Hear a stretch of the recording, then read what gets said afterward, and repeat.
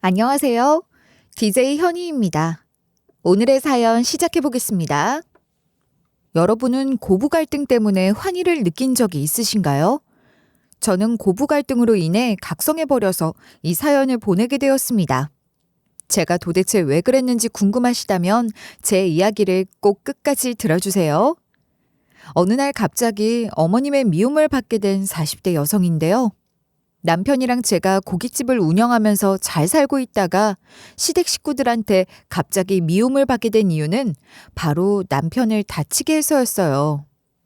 제가 손님들 앞에서 불쇼 같은 걸 하면 매출에 도움이 될 것 같다고 했죠. 그래서 남편이 불쇼를 하게 됐는데 제가 남편을 친 바람에 얼굴에 화상을 심하게 입었고 사회생활을 못하게 된 거예요. 남편이 끝까지 시부모님께 얼굴을 안 비추려고 했는데 부모님을 어떻게 아예 안 볼 수 있겠어요. 결국 남편이 시부모님 앞에서 얼굴을 드러냈거든요. 시부모님 두 분 다 얼굴이 새하얘지시고 입을 다물지를 못하더라고요. 어머님은 결국 대성통곡을 하면서 울 아들 상처 어쩜 좋냐고 엉엉 우셨어요. 그러다가 어쩌다 이렇게 된 거냐고 물어보셨는데요.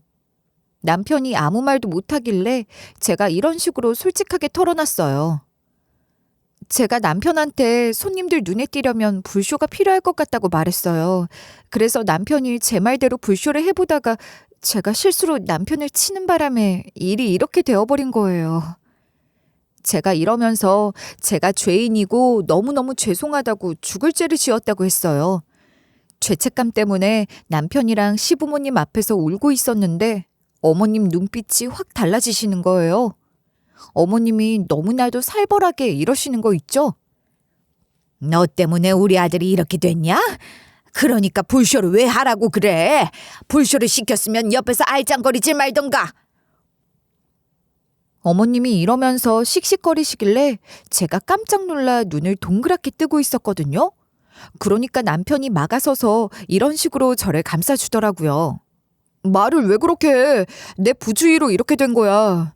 내가 뒤에 와이프가 있는 거 알면서도 안 피하고 있다가 화상을 입은 거라고. 왜 와이프 탓만 하고 그래? 남편이 이런 식으로 객관적으로 봤을 때 자기 잘못도 있다고 했거든요. 그런데 시부모님이 끝까지 제 탓이 더 크다고 보고 있더라고요. 제가 하자는 말만 안 했으면 남편이 다치는 일이 없었을 거래요. 근데 또 틀린 말은 아니라서 시댁 사람들한테 복종하면서 살게 됐죠. 제가 이렇게 한 이유가 시댁 식구들이랑 남편한테 인정 욕구가 좀 강했거든요. 친정 부모님이 다 돌아가시고 남동생 하나 있는데 남동생이랑은 끈끈한 정이 없어 친정이라고 기댈 곳이 없었어요. 그래서 전 시댁 식구들을 정말 특별하게 생각하고 있었고 용서를 받고 인정을 받고 싶었는데요. 시모에게 부당한 대우를 받고 사는데도 도망갈 곳이 없었으니까 그럴 수밖에 없었죠. 도대체 무슨 부당한 대우를 받았길래 도망갈 곳이 없다는 생각까지 했냐고요? 저랑 남편이 하던 고깃집을 권리금을 받고 팔았어요. 남편이 얼굴에 크게 흉터가 남으면서 더 이상 운영을 할 수 없게 됐거든요. 시모가 이왕 이렇게 된 거 저라도 돈을 벌어야 되지 않겠냐며 본인 식당이나 도우라고 하더라고요.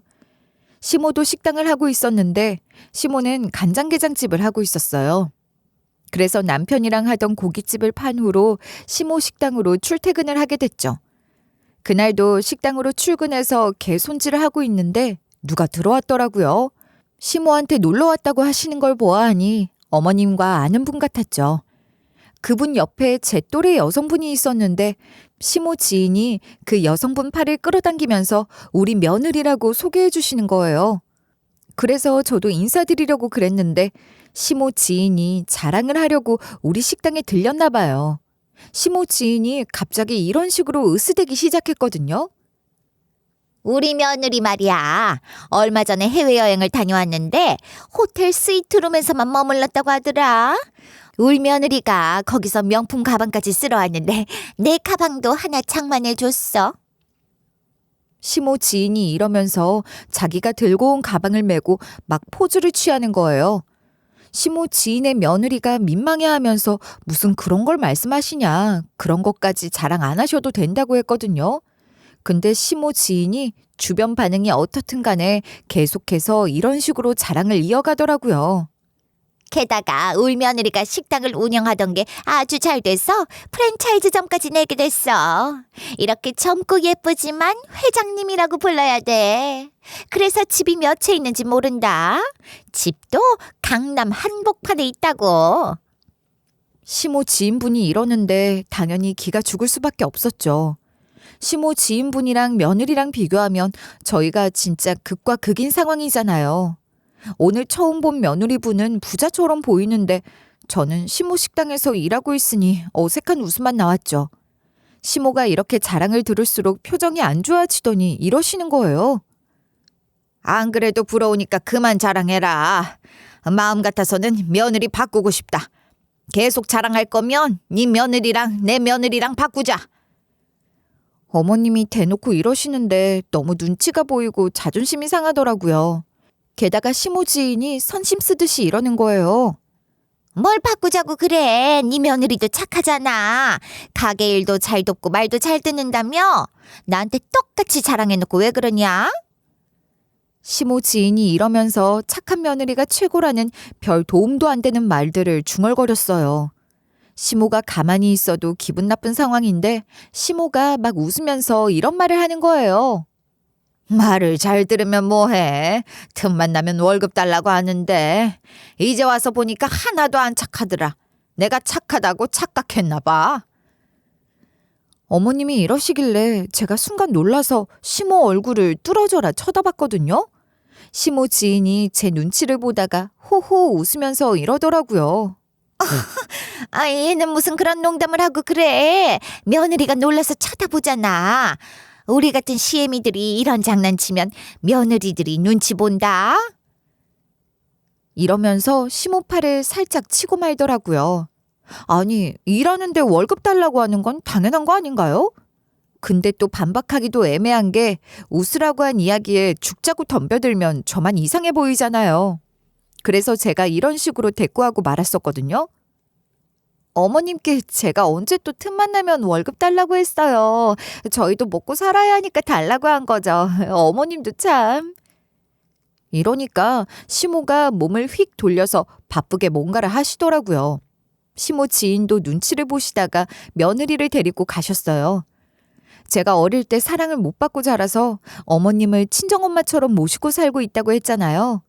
진짜 저를 낳아주신 엄마처럼 잘해드리려고 하고 잘 보이려고 노력하고 있다고 하지만 임금체불은 아니잖아요. 아무리 가족이라도 받을 건 받아야죠. 근데 제가 시모 지인한테 말했던 것처럼 시모가 월급을 잘 안 챙겨주셨어요. 처음에는 물론 잘 챙겨주셨는데요. 근데 시간이 지날수록 주는 금액이 계속 줄어드는 거예요. 나중에는 아예 안 주니까 제가 시모한테 전화를 걸었어요. 어머님이 전화를 받으셔서 월급이 안 들어왔다고 했죠. 그러니까 시모가 잔뜩 주눅 든 채로 이러시는 거예요. 장사가 안 돼서 안 준 게 아니라 못 준 거야. 나중에 줄게. 우리도 지금 사정이 너무 안 좋아서 미안하네. 나도 주고 싶은데 마음이 안 좋다. 어머님이 기어 들어가는 목소리로 그러시니까 제가 남도 아니고 달라고 하기도 좀 그러더라고요. 최근에 손님이 많이 줄어든 것도 사실이라서 알겠다. 다음 달에 더 달라고 했어요. 어머님이 알겠다고 하셔서 전화를 끊었거든요. 그런데 다음 달에도 월급을 안 주시는 거예요. 이번에는 제가 꼭 받아야 할 것 같아서 식당 일 하다가 같이 밥 먹을 때 진지하게 할 이야기가 있다고 했어요. 이번 달 월급은 어떻게 됐냐고 말문을 열었는데 어머님이 이번에는 월세도 아슬아슬하게 내게 생겼다. 전기세랑 수도세는 어떻게 하나 하소연을 하시는 거예요. 그러면서 어머님이 갑자기 눈물을 훔치시더라고요. 너무 힘드니까 당분간만 이해 좀 해달라고 하셔서 깜짝 놀랐죠. 어머님이 우시는 걸 처음 봐서 알겠다고 해버렸어요. 그러다 한 3개월 뒤엔 진짜 안 되겠어서 이번엔 남편이랑 같이 시댁에 가서 말씀드렸더니 어머님이 당분간 힘드니까 이해해달라고 하지 않았냐. 서운하다. 며느리라면 이해해 줄 알았다는 거예요. 아니, 저는 당분간이 이렇게 길 줄 몰랐죠. 남편이 근데 제 손을 꼭 잡으면서 엄마가 힘들다고 하더라. 남편이랑 전화할 때도 우셨다고 하더라고요. 당분간 자리를 잡을 때까지만 기다리자고 했는데 시모도 아련하게 쳐다보고 있고 남편도 울먹거리면서 쳐다보고 있는데 거기서 안 된다, 돈 내놓으라고 할 수가 없었어요. 친정엄마 같은 분이니까 그냥 알겠다, 기다리겠다, 상황이 괜찮아지면 내가 묻지 않아도 반드시 말해주라고 했죠. 그 후로 월급 준다고 해놓고 내빼면서 안 주고 장사 안 돼서 나중에 준다 한 게 몇 년째인지. 남편이 벌어오는 돈이 있어서 다행이었지 아니었으면 쫄쫄 굶었을 거예요. 남편이 화상 치료를 전부 다 한 다음에 배달 알바를 하고 있었거든요. 배달 알바할 때는 헬멧을 쓰고 일하니까 남편이 편하다고 해서 일한 지 꽤 된 배달 알바할 때는 헬멧을 쓰고 일하니까 남편이 편하다고 해서 일한 지 꽤 된 상태였어요. 그러다가 시모가 하는 식당이 점점 망해가는 거예요. 원래 시댁 가게가 그럭저럭 장사가 되어가고 있었는데 손님한테 나간 음식 중에 바퀴벌레가 발견되어 버렸어요. 손님이 그걸 인터넷에 올리는 바람에 그야말로 난리가 난 거죠. 우리 식당이 바퀴벌레 나오는 식당으로 소문이 나서 손님 발길이 뚝 끊긴 거예요. 처음에는 잠깐 동안만 손님이 없을 거라고 생각했는데요. 그래서 조금만 기다리면 손님들이 올 거라고 기대하면서 기다렸는데 월세는 물론 수도세, 전기세도 못 내게 생긴 거예요. 어떻게 하면 좋을까 생각하면서 텅 비어있는 식당을 지키고 있었어요. 근데 우리 집 근처인데 바로 코앞은 아니고 좀 떨어져 있던 식당이 생각나는 거예요. 그 식당이 좀 유명한 식당이었거든요. 이러다가 우리 싹 다 굶어 죽을 것 같아서 제가 잘 아는 오래된 단골 식당을 찾아간 거죠. 거기가 줄 서서 먹을 정도로 정말 인기 있는 맛집이었어요. 본점 회장님은 일선에서 물러나서 사장님이라고 불리던 아드님이 하고 있는 곳이었는데요. 거기로 가서 아드님께 친한 척 인사를 건넸어요. 그리고 이런 식으로 무작정 매달리기 시작했죠. 사장님, 저 여기 자주 오는데 기억하세요? 여기 진짜 맛있어서 그런데 분점 하나만 내주시면 안 될까요? 우리가 지금 사정이 안 좋아서 이렇게 부탁드리는 거예요. 근데 아드님이 바로 하겠다고 허락하시겠어요? 갑자기 찾아와서 무슨 말을 하는 건가 싶은 표정으로 절 보시더니 허허 웃고 마시더라고요. 그 뒤로 제가 계속 찾아가서 분점 이야기만 하니까 아드님이 슬슬 짜증을 내셨어요.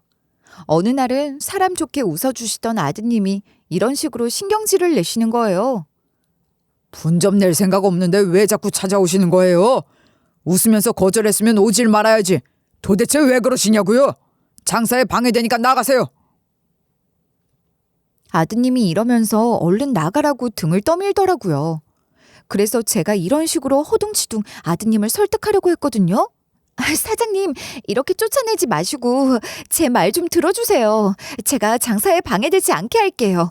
공짜로 일손 도울 테니까 제 진심을 보시고 분점 내줄지 말지 결정해주세요. 제가 이러니까 아드님이 제가 미운지 대답도 안 하셨지만 사모님이 나서서 그럼 저기 자재를 날라주라고 하더라고요. 냉큼 가서 자재 나르고 음식물 쓰레기 버려주고 설거지도 했었어요. 그 짓을 무려 2년 동안이나 한 거예요. 솔직히 아드님한테 분점 좀 내달라고 사정했던 사람이 얼마나 많았겠어요.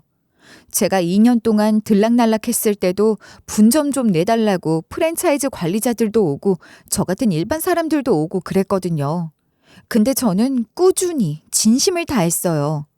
아드님도 처음엔 건성으로 아는 척하고 이러다가 나중에 왜 돈 안 주냐고 깽판 치는 거 아니냐는 뼈아픈 농담도 했었거든요.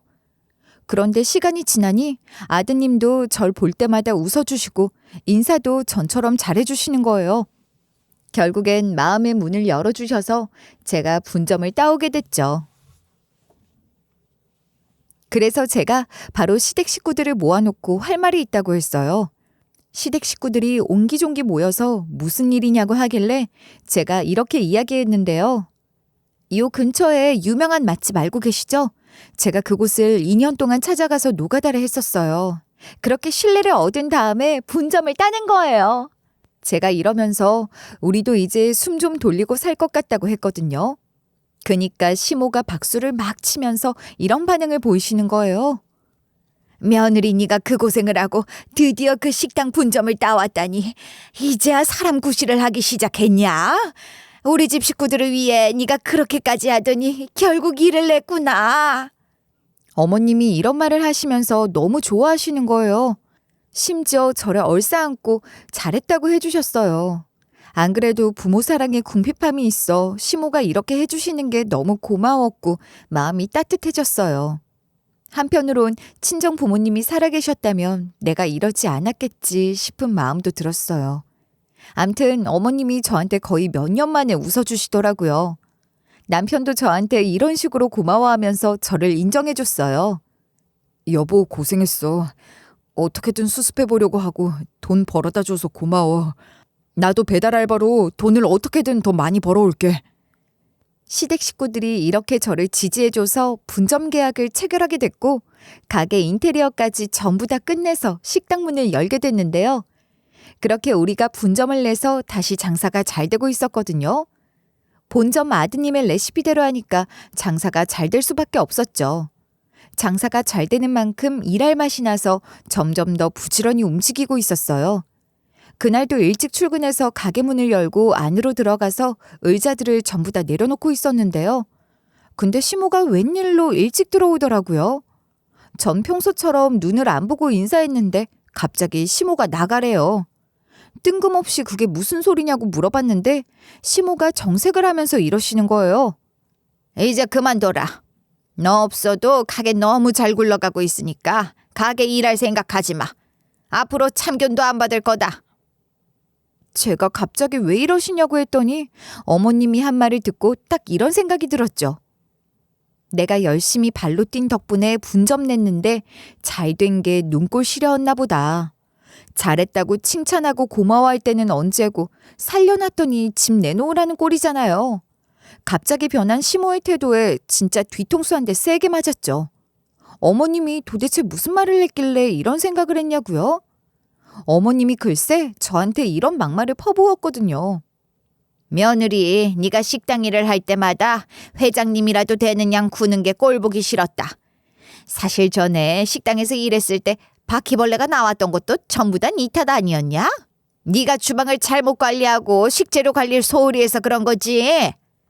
어머님이 이런 식으로 전 식당이 망한 게 저 때문이라고 하는 거예요. 그래서 제가 어머님께 이렇게 악을 지르고 말았어요. 제가 그렇게 했다는 증거 있으세요? 생사람 잡지 마세요. 어머님, 언제까지 저를 이렇게 괴롭힐 생각이신 거예요? 제가 이러면서 남편이 화상 입은 걸 핑계로 계속해서 시집살이를 시키면 더 이상 가만히 있지 않을 거라고 했거든요. 그러니까 시모가 저한테 삿대질을 하면서 이리 쏘아붙이는 거예요. 불쇼니 뭐니 해서 우리 아들 얼굴 망쳐놓고 이제 와서 뭘 잘했다고 나대는 거냐? 네가 우리 아들 인생 망쳤으면 이 정도 취급은 겸허히 받아들여야지. 어머님이 이러시길래 속에서 열불이 났어요.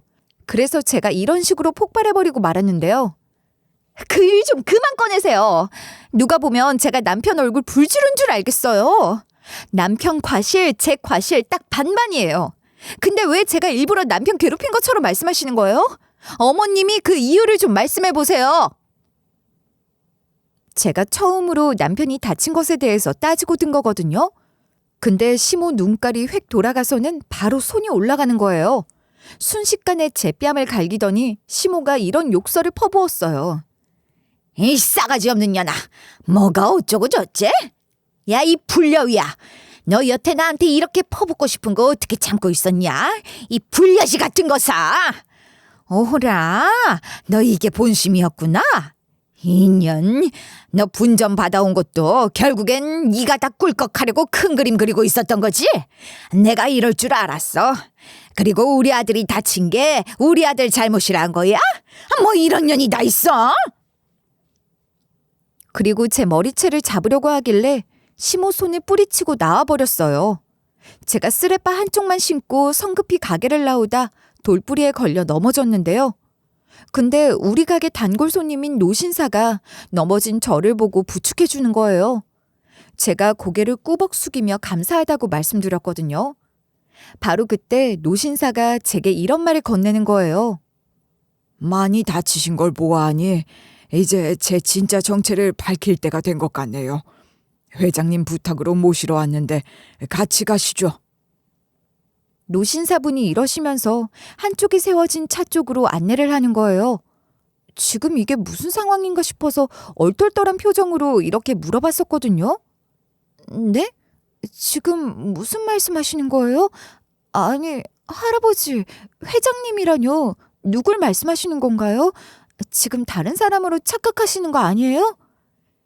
그런데 알고 보니 그 노신사는 시댁가게의 본점 회장님을 모셨던 오래된 가게 매니저이자 책임자래요.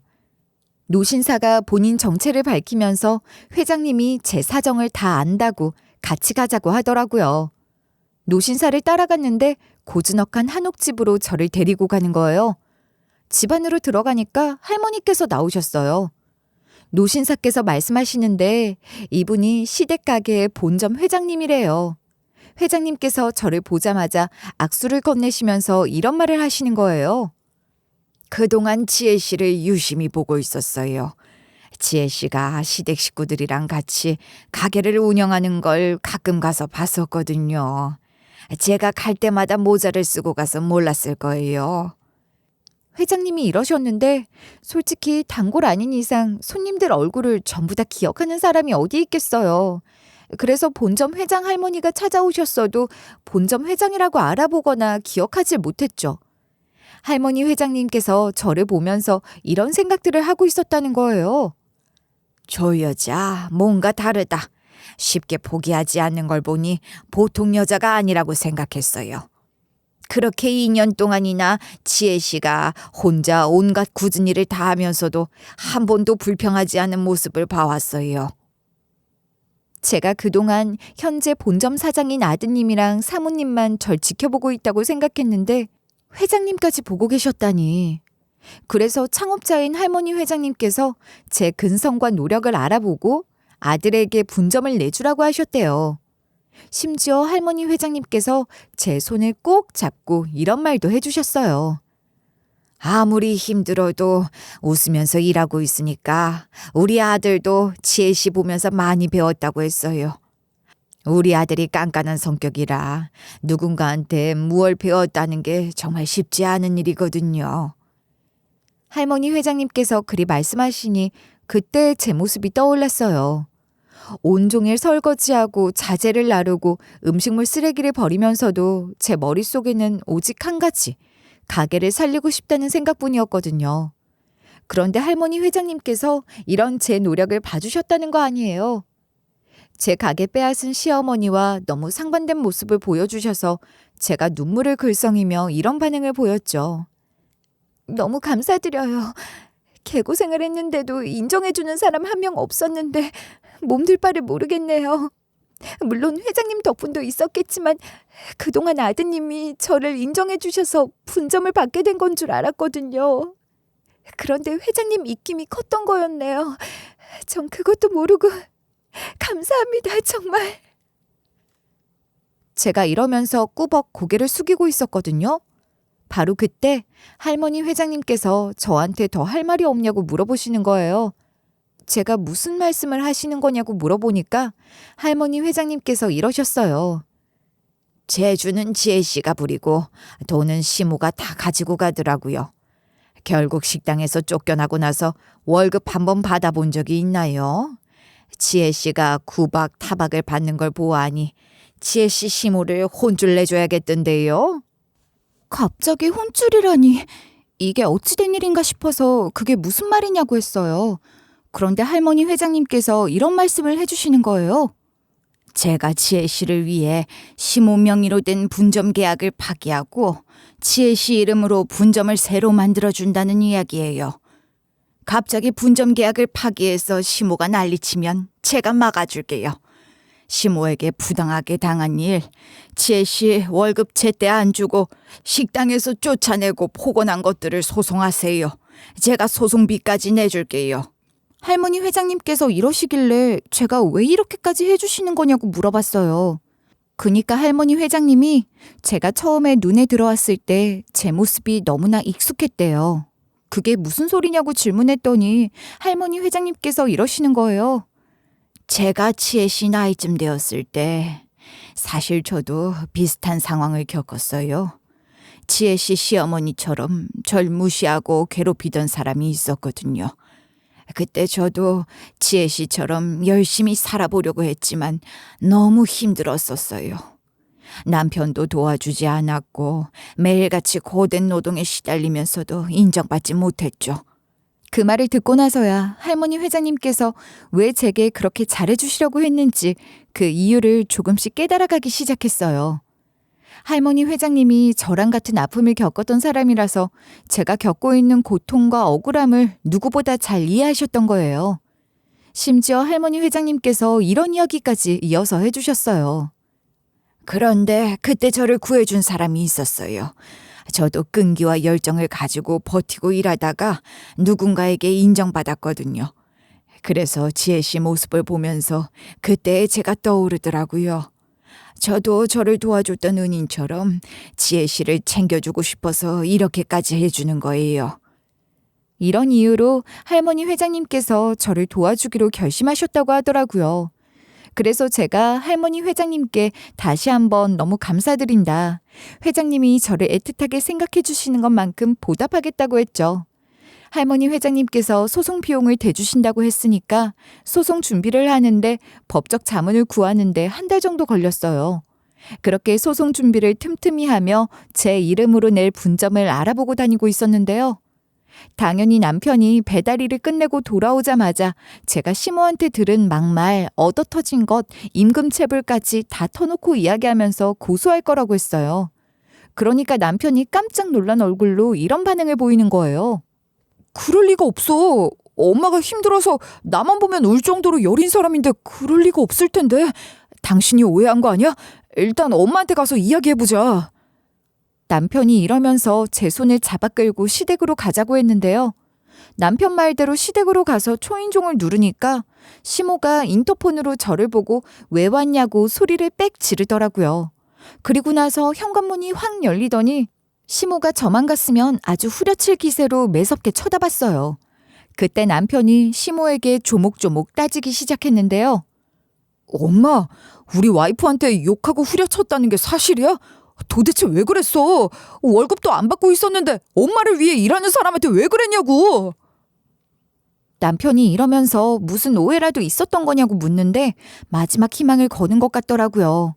그런데 시모가 이런 식으로 남편의 희망을 와장창 깨뜨려 버렸어요.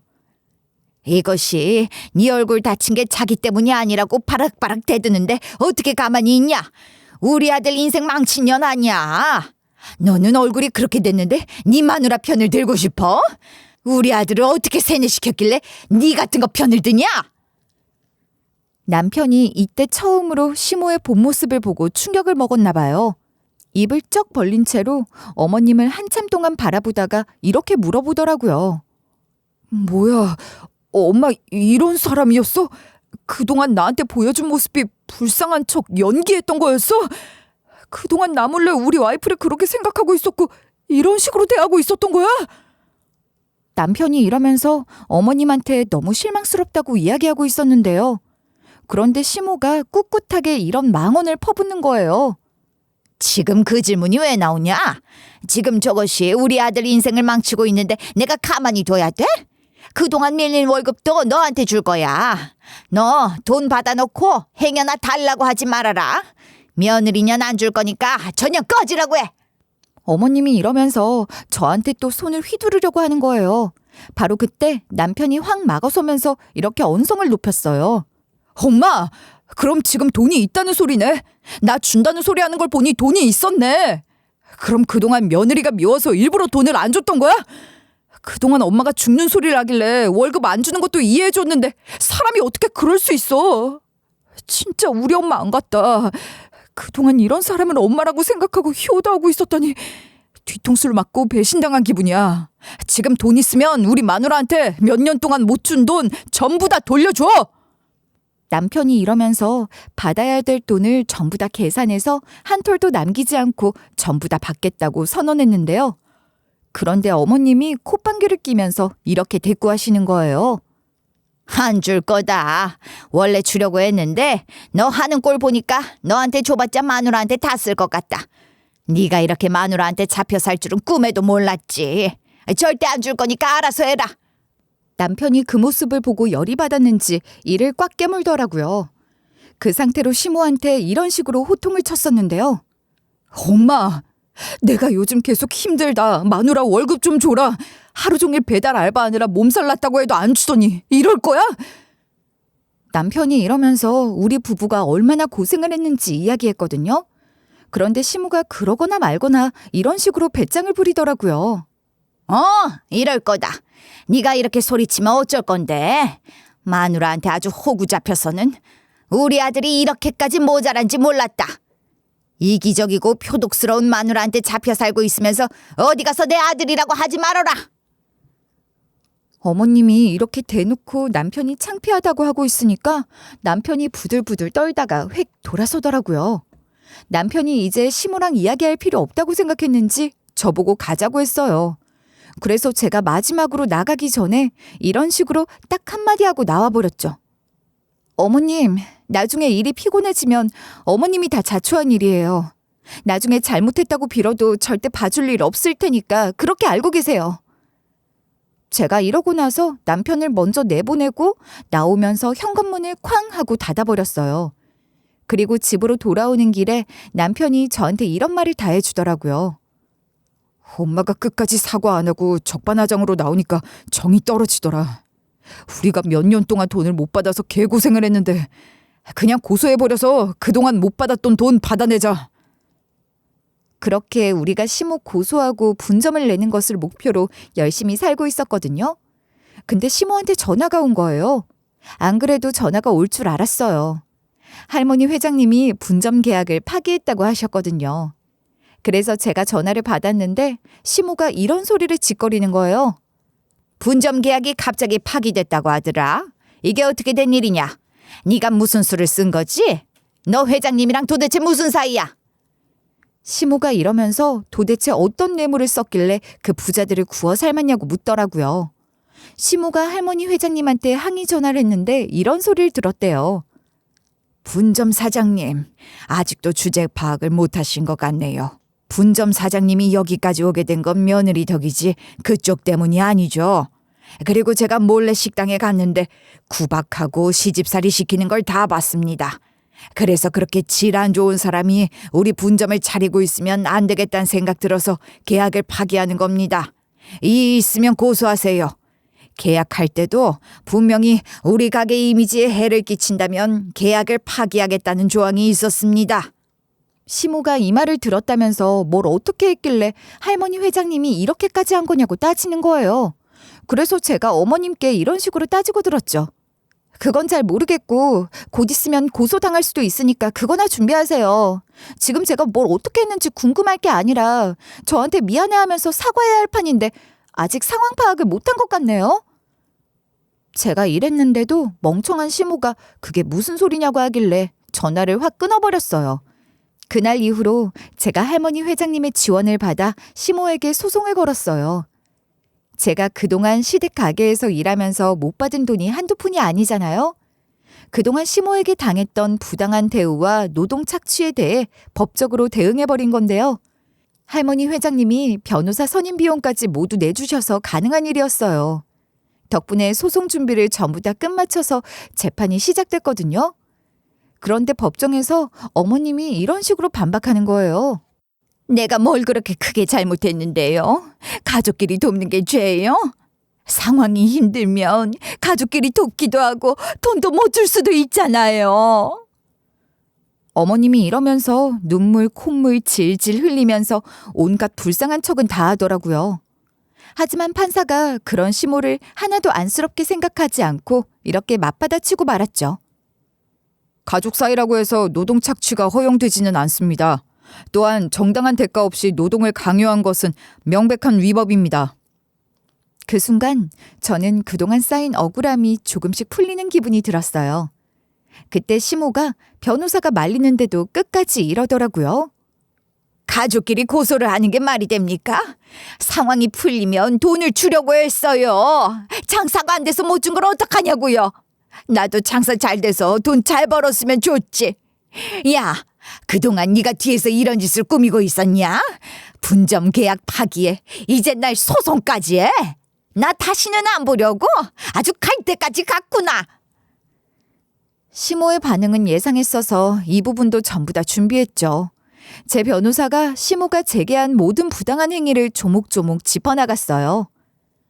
피고가 원고에게 정당한 대가를 지급하지 않고 부당한 노동을 강요한 사례가 명확합니다. 또한 명예훼손과 정신적 피해에 대한 책임도 피할 수 없습니다.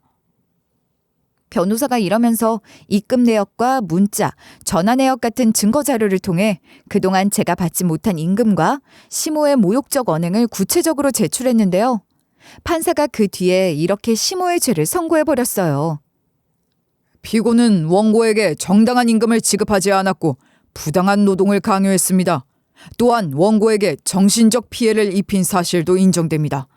이에 따라 피고는 원고에게 밀린 임금을 지급하고 정신적 피해 보상금까지 지급할 것을 명령합니다. 이렇게 판결문이 나오니까 시모가 말도 안 된다. 내가 왜 이런 처벌을 받아야 하냐고 뭐라 하는 거예요. 시모 변호사가 귓속말로 이러다 처벌을 더 받을 수 있겠다고 말했는지 그 뒤로 시모가 잠잠해지긴 해서 재판이 끝날 무렵에는 조용하게 마무리됐어요. 이렇게 제가 재판에서 승소해서 그동안 받지 못한 임금은 물론 정신적 피해 보상금까지 받게 됐는데요. 시간이 좀 지난 뒤에 남편이 그러는데 시모한테 전화가 와서 받아봤대요. 시모가 글쎄 남편한테 이런 헛소리를 씨부렸다는 거 있죠?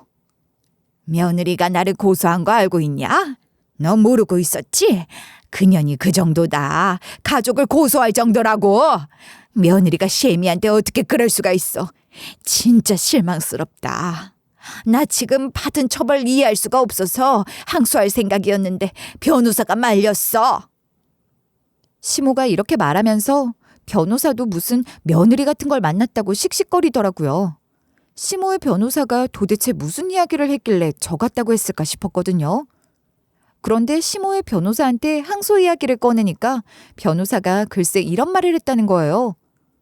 2심에서 항소해서 이기려면 반성문도 쓰고 반성하는 자세도 보여줘야 하는데 안 그럴 거 아니에요. 지금처럼 계속 적반하장으로 구실 거면 항소해봤자 소용없어요. 변호사가 이랬다고 하길래 저는 바로 수긍하고 말았죠. 하긴 시모가 잘한 게 없으니까 반성문 아님 죄를 덜 받는 방법이 뭐가 있겠어요? 시모가 그때 순순히 반성하겠다고 하기는커녕 이런 식으로 성을 냈다고 하더라고요. 내가 며느리한테 사과를 왜 해요? 그녀는 우리 아들 얼굴을 그렇게 만든 년이니까 죽어도 사과할 생각 없어요. 시모가 이렇게 배째라는 식으로 구니까 변호사가 한숨을 푹 쉬었대요. 그리고 변호사가 시모가 한심하다는 듯이 이리 물었다고 하더라고요. 이야기 들어보니까 아드님도 어느 정도 과실이 있던데요. 며느리를 봤는데 안 피하셨다고 하지 않았나요? 어쩔 수 없는 상황이었던 것 같은데 왜 자꾸 며느리 임금 문제와 명예훼손 문제를 논할 때마다 아드님 이야기를 꺼내는 거예요? 변호사가 이러니까 시모가 말문이 막혔나 봐요. 잠깐 아무 말도 못하다가 시모가 이런 식으로 음모론을 제기했다는 거예요. 며느리가 회장 빽이 있어서 그래요. 회장이 판사들한테 뇌물을 쓴 것 같아요. 그러니까 변호사님도 제 편 안 들어주고 자꾸 며느리 편 들어주는 거겠죠? 시모가 이러니까 변호사가 무시하고 이만 가보겠다고 했다고 하더라고요. 시모가 남편한테 이 이야기를 쭉 하면서 억울하고 어이없었다고 했대요. 이 말을 듣고 제가 더 어이가 없었죠. 남편도 얼척없었다고 하면서 시모한테 이런 직언을 날렸었대요. 그래, 엄마 전화는 이번만 받고 손절할 생각이니 다시는 연락하지 마. 지금 한 소송 며느리 혼자 한 거 아니고 나랑 같이 한 거야. 엄마가 이렇게 가식적인 사람이었으면 진작에 연 끊었을 거라고. 그냥 죗값 제대로 치르고 뉘우치기나 해. 남편이 이러면서 아무리 부모라도 이건 아니라고 일침을 날렸거든요. 그니까 시모가 지 화를 못 이기고 이런 식으로 발악을 했다는 거예요. 뭐? 소송을 너도 같이 한 거라고? 너 지금 저지른 짓이 폐륜이야. 감히 네가 며느리랑 똑같은 짓거리를 해? 남편이 이때 듣기 싫어서 전화를 확 끊어버렸대요. 제가 시모한테 당한 짓이나 시모가 하는 짓을 들어보니 인성 참 더럽다고 생각했죠. 변호사가 의외로 서비스직이라고 하던데 시모가 얼마나 추잡하게 굴었으면 소송을 포기했을까 싶더라고요. 이렇게 인성 더러운 시모에게 복수를 하게 해준 게 또 할머니 회장님이시잖아요. 할머니 회장님께 너무 감사해서 자주 전화드리고 과일 바구니라도 사서 할머니 회장님께 인사드리러 가곤 했는데요. 그렇게 소송 중에 남편이랑 이혼은 하지 않고 시댁이랑 연 끊고 살고 있었어요. 제 명의로 된 가게 운영하면서 돈도 잘 벌고 있었죠. 남편도 마스크로 화상 자국 가린 상태로 가게 일 도와주곤 했었어요. 남편이 그러는데 시모가 분점을 정리하고 비슷한 가게를 냈는데 파리만 날린다고 하더라고요. 그래서 저도 시모가 어떻게 살든 신경 안 쓴다고 했죠. 시모 따위 아예 없는 사람처럼 생각하면서 살고 있었어요. 그날도 평소처럼 분주하게 가게 일을 마치고 집에 돌아와서 쉬고 있을 때였어요.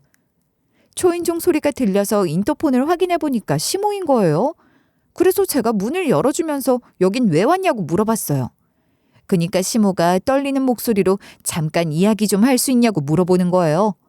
시모가 집 안으로 들어오자마자 망설임 없이 바닥에 무릎을 꿇었어요. 그 광경을 보자마자 제가 놀라서 두 눈을 끔뻑이고 있었죠. 그동안 절 그렇게 무시하던 시모가 이렇게 비굴한 모습으로 제 앞에 무릎을 꿇을 줄은 상상도 못했거든요. 시모가 얼굴을 들지 못한 채 바닥만 바라보고 있었어요. 그 상태로 눈물을 뚝뚝 떨어뜨리면서 미안하다고 하는 거예요. 그래서 제가 갑자기 왜 이러냐고 물어봤는데요. 그동안 저를 그렇게 괴롭혔던 시모가 하루아침에 태도가 바뀐 게 너무 당황스러웠거든요. 그니까 시모가 이렇게 말하는 거예요. 내가 전부 다 잘못했다. 네가 얼마나 고생했는지 그걸 다 알면서도 내가 너무 모질게 굴었어. 네가 떠나고 나서 내가 혼자서 다른 가게를 운영해 보니까 알겠더라. 며느리 네가 가게 운영을 전부 다 했던 거고 며느리 네가 가게를 성공시켰던 거더라. 이제 새로 차린 가게가 망해서 빚만 생겼어. 너무 늦게 깨달아서 미안하다. 이제 와서 내가 며느리 너한테 그런 짓을 한 걸 후회하고 있어. 사실 우리 아들 얼굴에 화상 자국이 생긴 게 너무 슬퍼서 어떻게든 며느리 네 탓을 한 것 같다. 며느리 네가 다 받아주고 난 그게 너무 익숙해지니까 나중에 너한테 화풀이하고 스트레스 풀었던 것 같아. 그동안 며느리 널 그렇게 대해서 정말 면목이 없다. 그렇게 제 공을 인정하지 않고 늘 제 잘못만 지적하던 어머님이 갑자기 사과를 하고 제 역할이 컸다고 하니까 적응이 안 됐어요. 이게 다 가게가 망해서 생긴 빚 때문에 이러시는 것 같아서 이렇게 대꾸했죠. 이제 와서 저를 인정하신다고요? 어머님, 그동안 제가 얼마나 참았는지 아세요? 제가 가게에서 죽어라 이래도 어머님께선 단 한 번도 잘했다고 하신 적 없으시잖아요.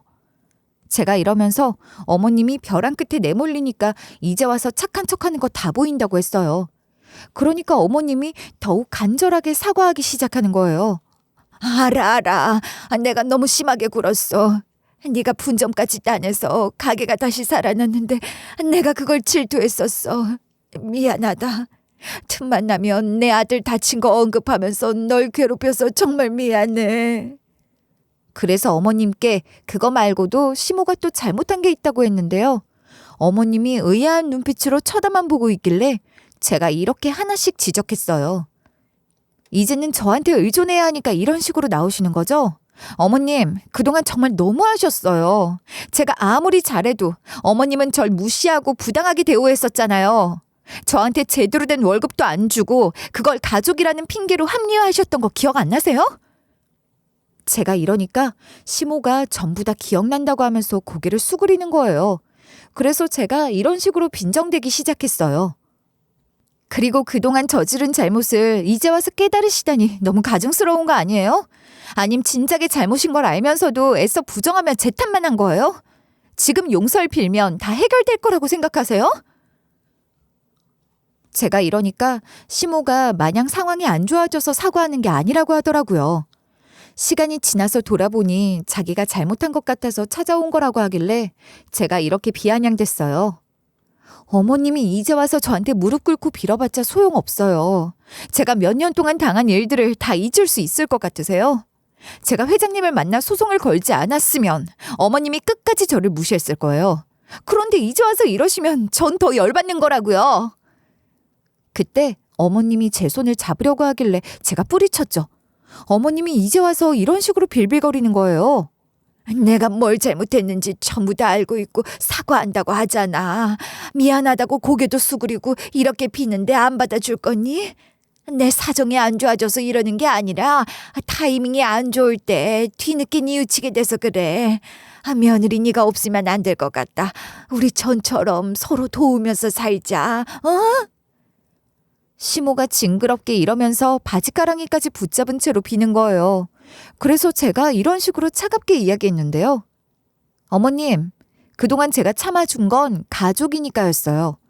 제가 친정 부모가 빨리 돌아가셔서 부모 사랑이 고팠고 사랑받고 싶어서 잘 보이려고 얼마나 노력했는데요. 그런데 그걸 당연하게 여기고 저를 가족이라는 이유로 착취한 건 어머님이에요. 이제 더 이상 참아주지 않을 거고 어머님이랑 이제 끝이에요. 어머님이랑 연락도 안 할 거고 다시는 볼 일 없을 테니까 돌아가세요. 어머님이 제 뺨 후려쳤던 것처럼 어머님 뺨 안 친 걸 고맙게 여기시라고요. 그니까 시모가 자기 뺨이라도 치라고 뺨을 내어주는 거예요. 그래서 제가 뺨 대신 시모 등짝을 막 밀어버렸어요. 시모가 제 손길에 허둥지둥 현관문 쪽으로 밀려나가더니 문 밖으로 밀쳐졌죠. 시모가 엉덩방아를 찌우면서 뒤로 넘어지길래 다시는 연락하거나 찾아오지 말라고 경고했어요. 만약에 또 연락하거나 찾아오면 경찰에 신고할 거라고 말하고 문을 세게 닫아버렸는데요. 이후에 시모가 더 이상 저한테 연락하지 않았어요. 남편한테 전달들었는데 시댁이 그 사건 이후로 점점 더 어려워졌대요. 시모가 가게를 판 뒤에 부채에 시달리고 있다고 하더라고요. 저한테 시모에 대해 이런저런 말을 전달해주던 남편도 시모 때문에 지쳤다고 하더라고요. 시모보다는 우리 가족이 먼저라고 아예 손절을 하기로 한 거예요. 이렇게 우리 가족이 시댁과 멀어지면서 오히려 더 안정적으로 살 수 있게 됐어요. 더 이상 시모의 간섭도 부당한 대우도 받지 않으니 마음의 평화가 찾아올 수밖에 없었죠. 우리 둘 다 식당 일에 집중하면서 할머니 회장님과의 관계도 돈독하게 유지하고 있었어요. 할머니 회장님이 저를 거의 며느리나 친딸처럼 생각하며 저한테도 항상 조언을 아끼지 않으셨는데요. 가끔씩 할머니 회장님과 함께 시간을 보내면서 장사에 대한 이야기도 나누고 삶에 대한 가르침도 얻고 있었어요. 할머니 회장님께서 저한테 이런 말씀을 하셨을 정도로 좋은 사이를 유지하고 있죠. 넌 내 가족이나 다름없다. 나를 시어머니라고 생각하고 어머님이라고 불러라. 그게 아니면 친정엄마라고 불러도 돼. 이렇게 저를 진짜 친딸처럼 잘 챙겨주시는 할머니 회장님 덕분에 새로운 인생을 시작할 수 있었고 덕분에 본점과도 꾸준히 좋은 관계를 가지고 있어요. 가끔 할머니 회장님의 집에 초대받아 식사를 하기도 하고 장사에 관한 중요한 결정을 함께 논의하고 있는데요. 덕분에 경영에 대해서 많이 배우게 돼서 본점을 수월하게 운영하고 있어요. 이렇게 열심히 하루하루를 살아가다가 사연글을 보내보게 된 거예요. 지금이 최악이다라고 말할 수 있다면 아직 최악은 아니래요. 그러니까 여러분도 저처럼 시집살이를 당하고 있다면 절대 좌절하고 계시지 마세요. 여러분도 저처럼 상황이 좋아지고 귀인이 찾아오는 일이 생기실 거예요.